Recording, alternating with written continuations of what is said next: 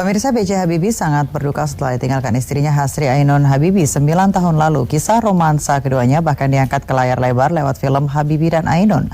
Selain kisah cinta yang sangat menyentuh, B.J. Habibie juga dikenal sebagai pemikir ulung dan dijuluki bapak teknologi karena mampu menciptakan pesawat terbang.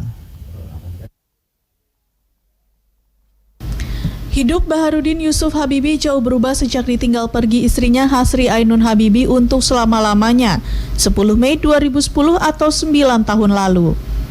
Habibie menyebut Ainun adalah cinta sejati yang telah dipilihkan Tuhan kepadanya. Saya juga yakin bahwa kalau suatu jodoh pasangan, karena saya yakin bahwa lahir, temu jodohnya dan mati itu ditentukan oleh Tuhan. Selama di dunia kita mengenal cinta sejati. Cinta sejati menyatakan pada tiap pernikahan, kalian berdua menjadi suami istri sampai maut memisahkan kalian.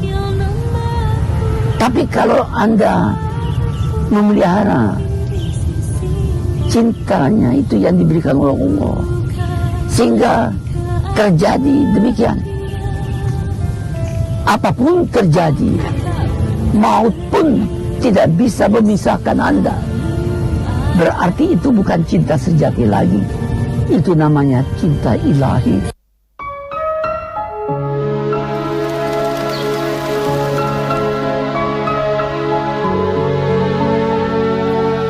Ainun.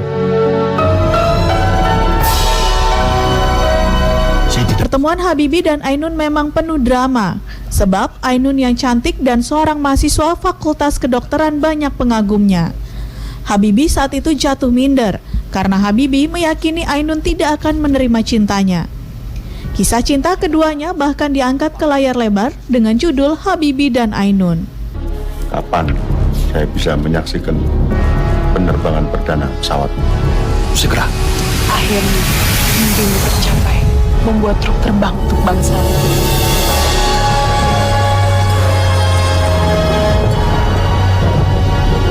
Sumpah Jabatan Wakil Presiden Republik Indonesia akan memenuhi kewajiban Wakil Presiden Republik Indonesia dengan sebaik-baiknya dan seadil-adilnya, serta berbakti kepada nusa dan bangsa.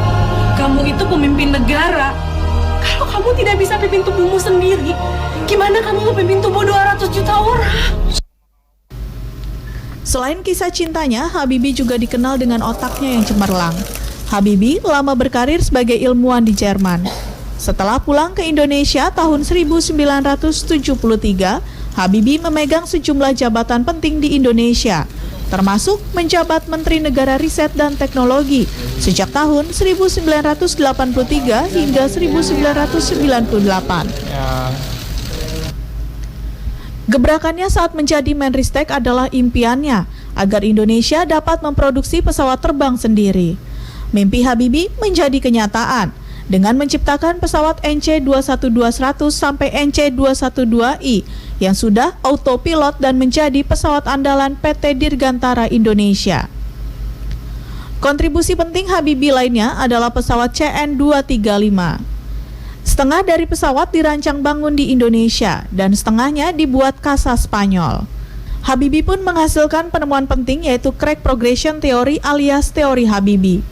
Habibie kemudian disebut Mr. Crack setelah menemukan teori ini. Habibie kemudian diangkat menjadi presiden ketiga menggantikan Presiden Soeharto yang telah berkuasa selama 32 tahun pada Mei 1998. Habibie sebelumnya mendampingi Soeharto sejak Maret 1998. Pemerintahan Habibie mengawalinya dengan sangat berat karena harus menghadapi krisis ekonomi yang begitu parah. Namun dalam kurun waktu 2 tahun, Habibie sukses menempatkan rupiah dari level Rp16.000 kembali turun ke Rp6.500. Habibie juga menjadi sosok penting dalam perjalanan demokrasi dengan diselenggarakannya pemilu pertama pada era reformasi tahun 1999. Namun, akibat persoalan referendum Timor Timur yang berakibat lepasnya provinsi itu menjadi sebuah negara, Habibie dilengsarkan dari jabatannya oleh Majelis Permusyawaratan Rakyat. Habibie sangat singkat menjadi presiden 21 Mei 1998 hingga 20 Oktober 1999. Tim Liputan, JAK TV.